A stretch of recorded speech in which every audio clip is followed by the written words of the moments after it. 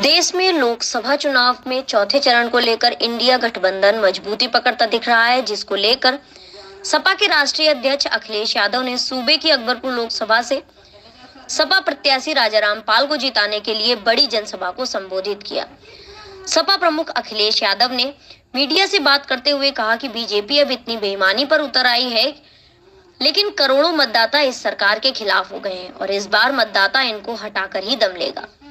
वहीं अखिलेश ने कहा कि अब जैसी सूचनाएं समाज में आ रही हैं, उसको देखते हुए बीजेपी का बर्ताव बदल गया है, तो ये बौखला रहे हैं और जो लोग हारने लगते हैं वो ऐसी ही हरकतें करते हैं। अखिलेश लगातार बीजेपी को मीडिया के सामने घेरते हुए ही नजर आए। उन्होंने कहा कि बीजेपी का स्तर इतना गिर चुका है कि जब हम मंदिर में जाएंगे तो ये लोग परिसर को धो देंगे। वहीं अखिलेश ने बीजेपी को संदेश देते हुए कहा कि याद रखना बीजेपी वालों, जनता तुम्हें वोट डालकर ऐसा धोएगी कि तुम दोबारा नहीं लौटोगे। अखिलेश ने दावा किया कि पीडीए यूपी में सिर्फ एक सीट पर ही लड़ाई में है, बाकी सभी सीटों पर पीडीए जीत रहा है। अखिलेश ने कहा, हम गरीबों को पौष्टिक आटा और बदलाव के लिए उन्हें मोबाइल डाटा फ्री देंगे। वहीं युवाओं को नौकरी और आरक्षण के साथ देने की बात कही। इसके साथ ही डबल इंजन की बात पर अखिलेश बोले कि अब पोस्टर में एक इंजन गायब है और खटारा इंजन की तो फोटो भी नहीं लगाई गई है। अखिलेश ने अंत में कहा कि तीसरे चरण में बीजेपी बेईमानी पर उतर आई है। अकबरपुर लोकसभा से सपा प्रत्याशी राजाराम पाल के चुनावी जनसभा में अखिलेश के पहुंचते और राजनीतिक तंज से सियासी पारा चढ़ता हुआ दिखाई दे रहा है। ताबड़तोड़ जनसभा और रोड शो किए जा रहे थे और बीजेपी से लेकर गठबंधन तक जीत का दावा कर रही है, लेकिन इस बार जनसभाओं और रैलियों में दिखाई देने वाली सियासी समीकरण का इशारा भले ही कर रही हो, लेकिन साइलेंट मोड में बैठी जनता इस बार किसको सत्ता के सिंहासन पर विराजमान कराएगी, ये देखना दिलचस्प होगा।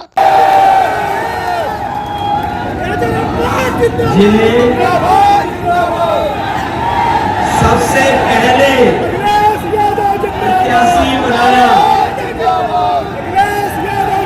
जिन्हें सबसे पहले प्रत्याशी बनाया, उन्हें बताओ जिताओगे सबसे पहले।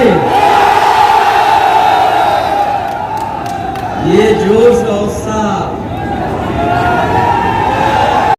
कोशिश कर लें, लेकिन उत्तर प्रदेश का करोड़ों मतदाता इस बार भारतीय जनता पार्टी को उत्तर प्रदेश से हटाने के लिए तैयार है।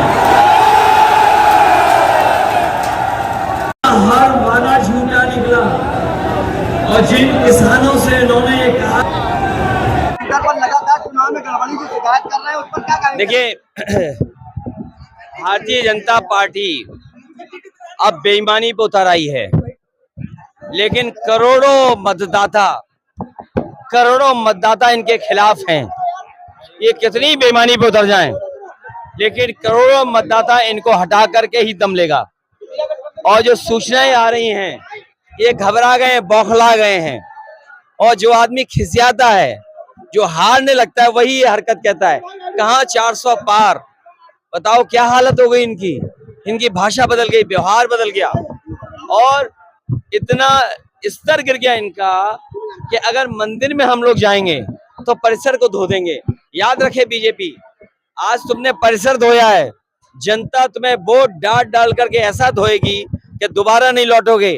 पीडीए इस बार इनको धोने जा रहा है, क्योंकि पीडीए देख रहा है, पीडीए उत्तर प्रदेश में एक सीट पे लड़ाई में, बाकी सब सीटें पीडीए जीत रहा है। देखिए, आज अभी अगर आपने सुना हो, जब दुनिया के सबसे बड़े बिल गेट्स आए थे, कंप्यूटर के जानकार, और प्रधानमंत्री से जब बातचीत कर रहे थे, तो उन्होंने डिजिटल डिवाइड के बारे में कहा कि डिजिटल डिवाइड भारत में नहीं होने देंगे, उसके लिए कदम उठाएंगे। मुझे याद है कि समाजवादी पार्टी ने, जो आज गांव आपको केबल और इंटरनेट दिखाई दे रहा है, जियो हो या सरकारी और हो, उसका फैसला अगर किसी ने लिया था तो समाजवादी पार्टी ने।